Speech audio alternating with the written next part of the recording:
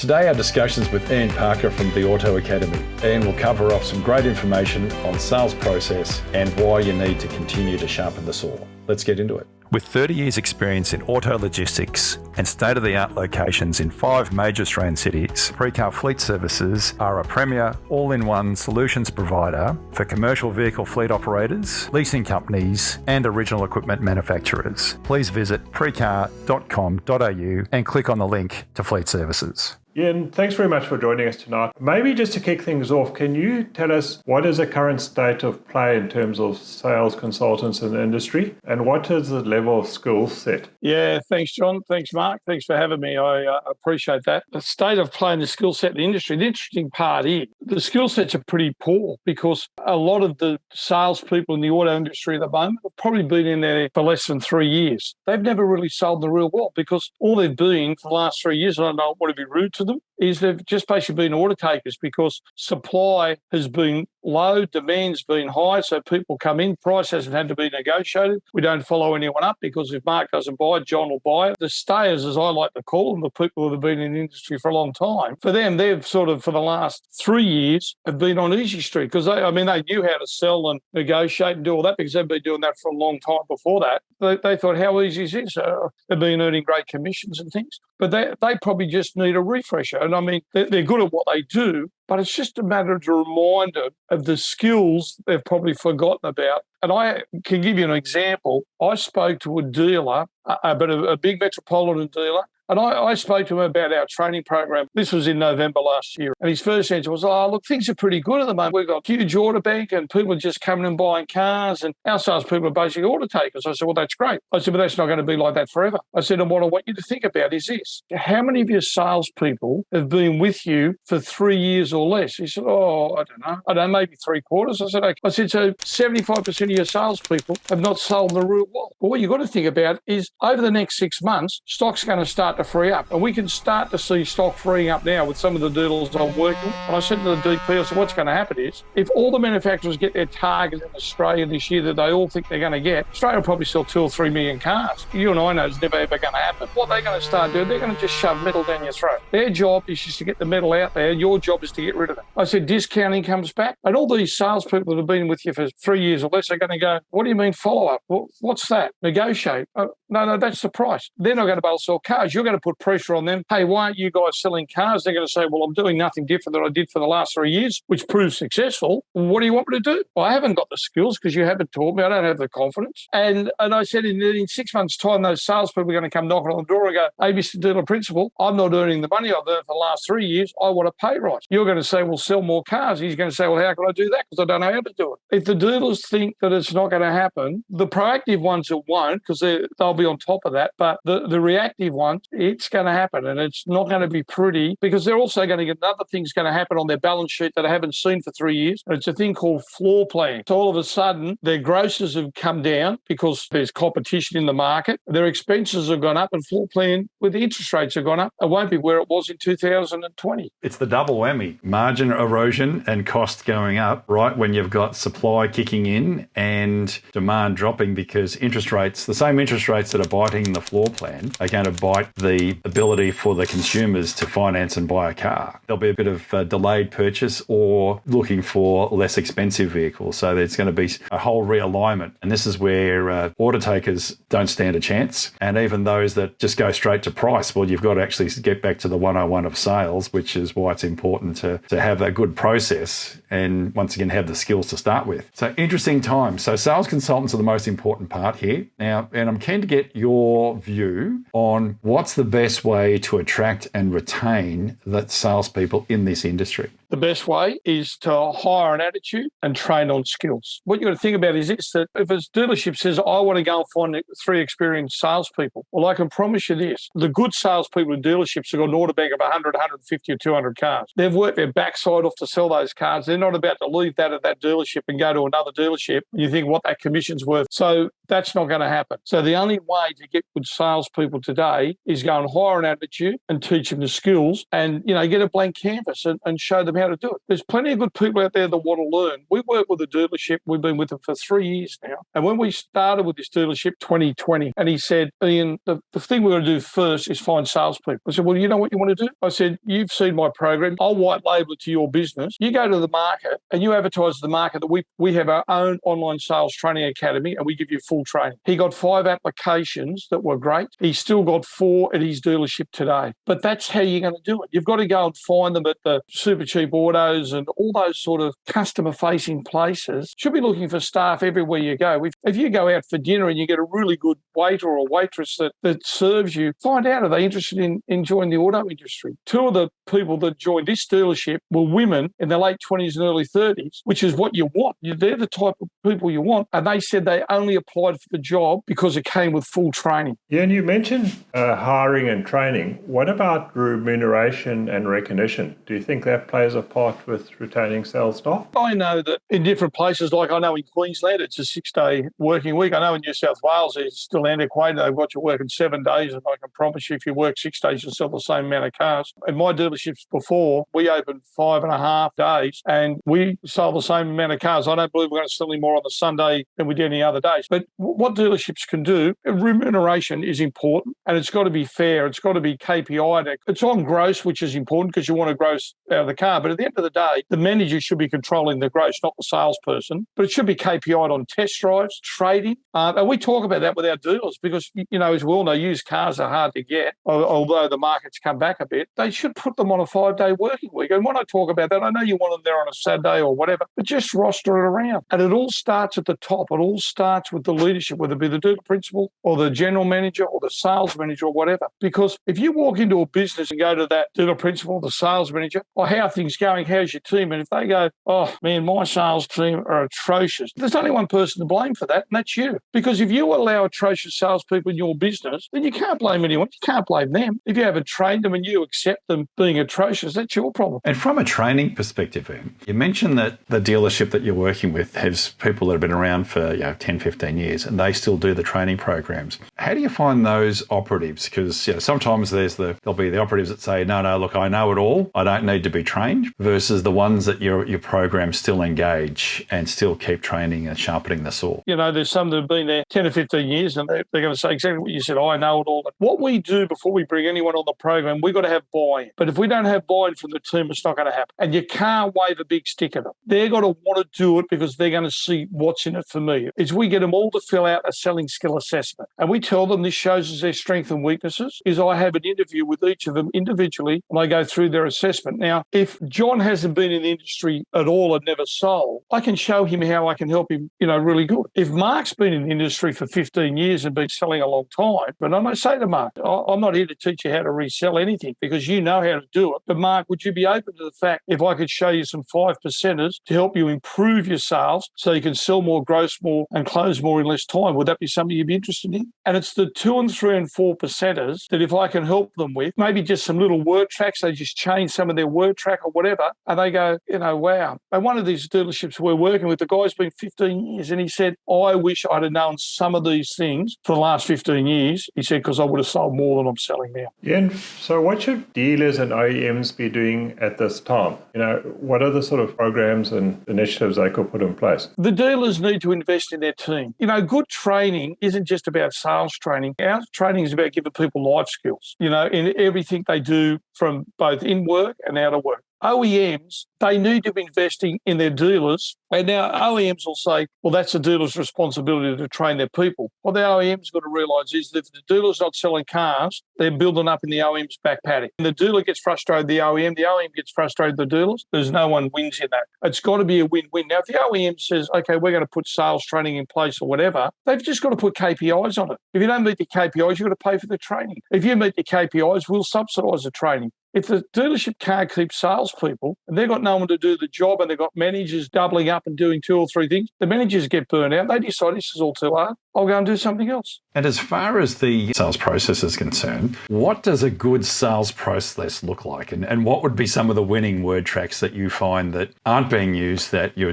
coaching your dealers with? We've all heard of a thing called a road to a sale. And there's so many dealers that think that is the be-all and end-all of how to sell a car. Well, I can tell you, from someone who's been involved for 35 years, right, the road to a sale is not there as you think it is. And I'll tell you why. When I started in the industry in 1983, what I was an information giver, because the people came into me, unless they read Drive or the motor magazines or whatever, they didn't know much about the new car. So they came into that salesperson back then, and that salesperson gave them information. Then those people would get that information from that salesperson, and then they would look at making an informed decision. Today, the customer knows more about the car and everything else than probably the salespeople do, because they've got a thing called Dr. Google. So what we talk about in a great sale process today is when a customer comes into your dealership, you greet them and, ask them what brings them in today. And I've come in to look at a new, whatever, an Isuzu D-Max or whatever. Fantastic. And let me talk to you about the Isuzu D-Max. And then ask them, how much do you know about the new Isuzu D-Max? He says, I know all about it. I've been researching online for the last 3 months. Fantastic. What is it about this new Isuzu D-Max that you really like about it? Find out what they're going to do with it. And what they'll do is they'll tell you the 2 or 3 dominant buying motives that brought them in to look at that D-Max. And that's what you want to work on. If a gentleman or a lady walk into a dealership with 5 kids to tow, and they say, I want to have a look at a Ford Mustang. Yeah, that's fine.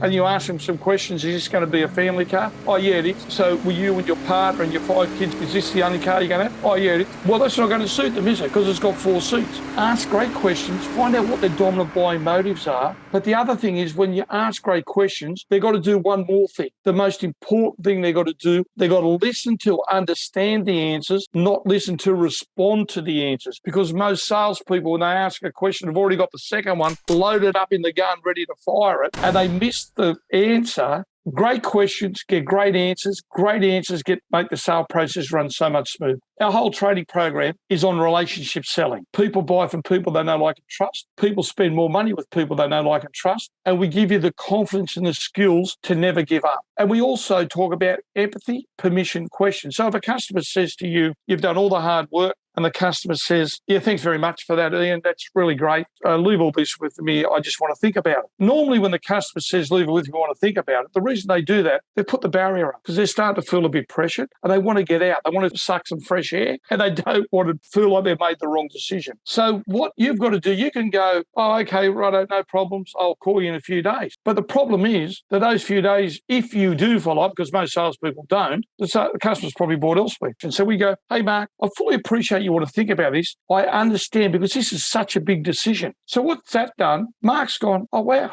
Ian's not pressuring me. And he starts to drop the barrier because I've built trust and rapport with Mark and he thinks, this is all good. And then I'd go, hey, Mark, can I just ask you one question? So now Mark's not thinking about that I'm trying to sell him this car. Mark's thinking about, what's that question? Mark, you've obviously got a reason for saying that. Do you mind if I ask exactly what it is you want to think about? Now Mark might go, I'm not sure about the colour. I fully understand that, Mark, and you've got to be happy with the colour. Mark, can I just ask you one more question? Other than the colour, is there anything else stopping us moving ahead today? Oh, no, there's not. Okay, Mark, what is it about the colour you're not sure about? And we keep asking questions. Most salespeople, when a customer says, oh, thanks very much for that, Ian, I'll leave it if you want to think about it. Most salespeople, immediate response is, well, what do you want to think about? Well, the barrier's up there and you've just sledgehammered me. I've just put a big, thick wall up. That's the thing. It's about asking. The first thing you got to sell is yourself. The second thing you got to sell is your dealership. And the third thing, the product will sell itself. I promise you this, that if a customer knows, likes and trusts you and loves you, heard great things about the dealership, and your product might be 95% out of 100 to what they want, but the product that's 100 out of 100 is from another dealership they haven't heard good reports about, they'll buy your product. We've had franchises that haven't been beautiful franchises, but my people have built trust with them. We've showed them how to get people to know, like and trust them, and they've bought our product. Someone might say,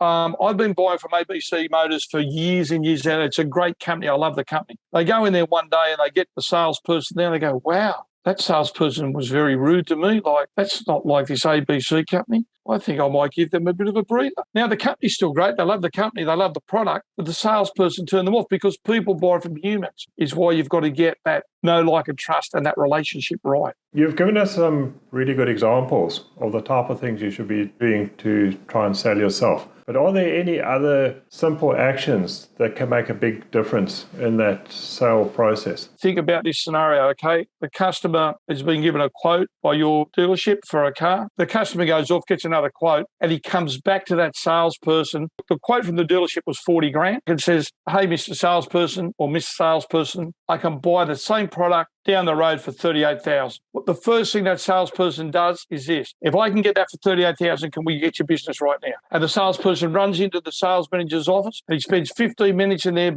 belting up the sales manager trying to get that car to $38,000. So what happens is we say to the salespeople, if someone brings a quote into you for 38,000, the first thing you got to think about is this. Remember, they've brought a quote into me. It means they know, like, and trust me. If they didn't know, like, and trust me, they'd have signed up for 38 grand down the road, and I would never have known because I probably don't follow up anyway. So now we know, we've established that they know, like, and trust me. The next thing the salesperson would normally do if it was 40 grand and 38, he goes into what I call, or she goes into what I call salesperson's vomit. Oh, you've got to buy from us because we're local and we'll do this and we'll do that. And the salesperson's belting the customer up and telling them why you got to buy from us. You don't tell the customer anything. So we say to the customer, look, Mark, I really appreciate you bringing that quote into me, and I fully understand what you're saying about that quote for 38 grand, now it's 40 grand. Mark, can I just ask you one question? Mark, if price wasn't an issue, who would you rather buy the vehicle from, us or them? Oh, definitely you. Fantastic, Mark. And you know what? We really appreciate that, Mark, and we really, really want your business. Hey, Mark, can I just ask you one more question? Yeah, sure. Mark, why would you like to buy from us and me? Well, and because you've been great on the journey here, you've helped me understand what the vehicle has and all the details. So, yeah, I'd like to do business with you. What I'm doing is I'm getting Mark to justify the $2,000 difference. So rather than me tell Mark why he should buy from me, I'm getting Mark to tell me why he wants to buy from me, why he came back to me. So then, Mark's rattled off those things. So I'd go, hey, Mark, I fully appreciate that. And that's why we sell so many cars in our local area to our local people. Hey, Mark, can I just ask you one more question? Mark, with us being local and you're the service loan card that you mentioned that we offer and that I've been here with you from day one and helped you all the way, what's all that worth to you? Oh, well, it's not worth $2,000, and I'll pay you $1,500, for example, right? Fantastic, Mark, and I really appreciate that, and I understand what you're saying. So, Mark, what you're saying to me is that our car is $40,000 and the opposition's now prices up at $39,500. Is that what you'd say? And Mark, you mentioned to me before you're going to keep this car for 5 years. Is that still going to be the case? So, Mark, do you realise that if you go and buy it down the road to say $500, you don't get me? Am I not worth $2 a week for the next 5 years so that we can do business and you get the car of your dreams? Yeah, that sounds quite reasonable. I've spent 10 more minutes with the customer rather than 10 minutes with my sales manager. If the customer says, no, I'm not prepared to budge off $39,500 if that's the case, well, you take your worksheet into your sales manager and say, this is where he started at. This is where we're at now at $39,500. Now, it's up to your sales manager how you bridge that gap with that $500 if you've got the margin to move, whatever you want to do. But the next thing you do when you go back to the customer with that offer, you go back, let's say you've got the $500 to move, you don't give them $500, you go back at $39,721.32. Because you know why? If you go back at $39,800, the customer will say, well, I'll split you the difference between $39,800 and $39,500, I'll split you the difference, do it for $36,500. But if you go back at an odd figure, customer can't split that unless he gets his calculator out and do it. What the customer will say is, you're kidding me, Mark, 32 cents. Is it? What are you at? Mark, you asked me for, when I went into my sales manager, I said, I will go in, I will get the absolute best bottom line change ever I could get. And Mark, that is it down to the cent. And Mark's probably going to say, Ian, I'll tell you what, like, I don't play in cents. If you get rid of the 32 cents, I'll do business. So we've just picked up an extra $221 for that car. We sell 10 cars a month. We've picked up $2,221. If we do that over a year, we've picked up about $27,000 or $30,000. But if I want 10% commission, I've just made $3,000 more by asking a couple more questions. It's amazing, just how easy it is to get caught up in the price discussion, especially when there's stock pressure. But you're right, it's actually getting back to the person and engaging the individual and getting the individual to tell you, as opposed to, it's a trap that we all fall into from an OEM level. We're always about feature, but it really comes down to what is the problem they're trying to solve for the customer, which is where the expertise comes into play, and then building that trust and then having them tell you why they want to buy from you. Is when they tell the customer all about the features of the car, if they've asked the right questions earlier, they will tag a benefit to that feature that benefits the customer. So with all that in mind, where do you see the future in selling in both the agency model and the traditional dealer franchise model? Everyone thinks, oh, the agency model's great because it's fixed price and we just need someone in there to stand and meet and greet, show them the car and send them out. Okay, that's what they think they need. I can tell you it's not quite that simple, because if they come in and that greeter isn't having a great day, they haven't built trust and rapport, they haven't built a relationship, so the customer walks. In 1983, when I started in this industry, there was brand loyalty out there. There was two models called Holden and Ford. And there's very few brands today that have brand loyalty. If there was brand loyalty in the top 4 or 5 models, we wouldn't have all these Chinese models coming into the country. So whether it's agency or a franchise model, you've still got to have that person, still got to understand how to talk to a customer. They've got to understand how to show them the car and sell the features and the benefit of that car. You know, they say, oh, they don't have to negotiate. They do have to negotiate because they've got to still do a trading. That dealership, if they're an agency model, their margin's a lot skinnier than a franchise model. So their business is going to be built on used cars. And if they only get the used cars right and they run an agency model and then they put electric cars on top of that, it's going to be a pretty sad business. You know, they can say, oh, yeah, there's margin on electric cars. There's bugger all in your workshop. Agency models, the people in there still have to sell. There's still always going to be a place for bricks and mortar. There's going to be a percentage of people are going to buy online. I have no doubt about that. People are still going to want to test drive a car. They want to come and touch and feel a car and all that. They'll do all their research online. There is no risk in the world about that. They might make all their inquiries online, but then they'll walk in to do the final transaction. But I think it's quite an interesting point you make there, Ian, because I think the sales going to actually be more difficult because the price is fixed. So you've got nowhere to go. So you're going to have to then do all those other asking the questions because you can't just go on price. So I think you're right about it's going to be a lot more challenging to sell the vehicle. Most objections in a sales process are just unanswered questions. Because we didn't do our job right, the A to Z back here, we get to here and want to do business, we get all these objections. And we think about, if I didn't answer those questions and slow the process down, we probably wouldn't have those questions. Some sales strategies out there are saying, you've got to get the customer in. They don't want to spend all day in your dealership, but you've got to get them in and get them out. Well, to me, you know what? I don't believe that. I'll give you an example. You go to a beautiful restaurant and you take your wife and you go out with some friends and you're there for 5 or 6 hours and you've had some wine and beautiful food and you've had the world's best night and maybe you've spent $600 or $1,000 and you walk out and you're happy. Go to the same restaurant, same group of people, but the waiter or the waitress is crabby, the food's fair to muddle, and you're there for 4 hours and you just can't wait to get out of there. Are you happy? You're peed off, right? You go to a dealership, if you're there for 2 or 3 hours, you've had the test drive, you've had the great experience, you've had the VIP treatment and everything else, and you've walked out of there. If you've bought the car, you're over the moon. If you haven't bought the car, but you're pretty close to buying it, do you really think you care about the 2 or 3 hours? Because if we booked an appointment with you and we explained to you what we're going to go through when you get here, and you've walked out of there with the world's best experience, do you think you're unhappy about that? The only time you're unhappy in a dealership is when you're being treated not correctly and your time's been wasted. So, I say in sales, speed kills. When it comes to getting back to people, it's how quick you get back to them and how convenient you make it to do business with you. That's what wins there. You could speed up the process by doing a lot of the admin in the background or online. If you take that out of the equation, so the quality time in the dealership, not wasted, redoing things 2 or 3 times. If you've asked the right questions back then and you know that John knows all about the car, he's done all his research, and John says, all I want to do is touch and feel the yellow one, and you go to John, hey, John,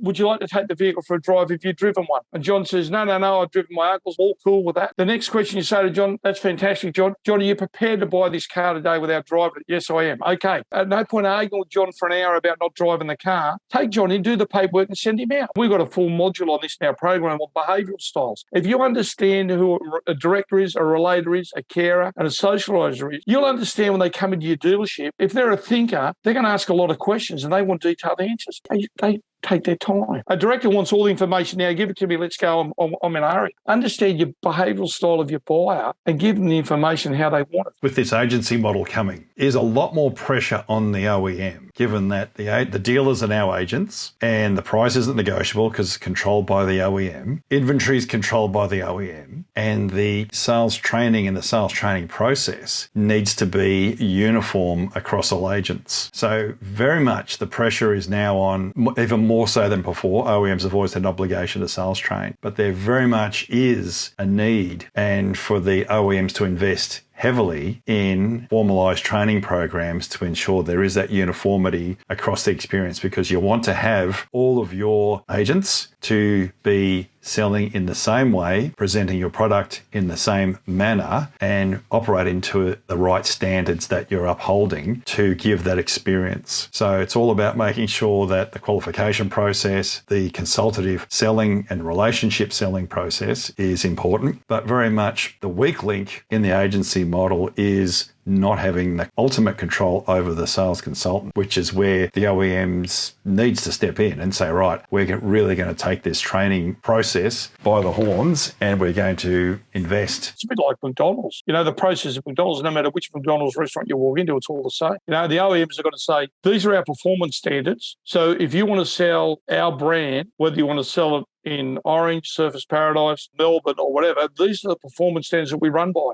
And everyone's the same. So when there's new people coming into the dealerships, they've got to understand how it works. It really is. It's not the days that have gone by where I remember when I started, here's a pen, here's a desk, and here's a phone, get your target. That was my training. You can't do that. You've got to train your people, because if you don't, you can't blame them if they walk out because they haven't been trained. You've got to train every day. I mean, you think of the Penrith Panthers, they've won the comp for 2 years in a row in the rugby league. They didn't wake up after they won their premiership last year. I'm sitting on their backside now waiting for the season to start in 2 weeks' time. They've been sweating it out for 6 or 8 weeks. They want to be better than they were last year. And if you want to be better than you were yesterday, you've got to train every day. You don't have to train for hours every day. If you do 15 or 20 minutes a day, that's all you've got to do. Because if you do 15 or 20 minutes a day, all of a sudden at the end of the week, you've done 2 hours. It's that whole sharpening the saw. And if you're not sharpening the saw, you're missing out and you're going to lose to the business that is sharpening the saw, because the business that sharpens the saw is going to retain the employees, and they're going to be high performance employees versus the competition. So it is basically good practice. And as I say also, and it's got to start at the top. So that culture of sharpening the saw has to be embraced and driven by the owners, whether it's the DP or whether it's the OEM, the MD and the sales director and the after sales director driving that.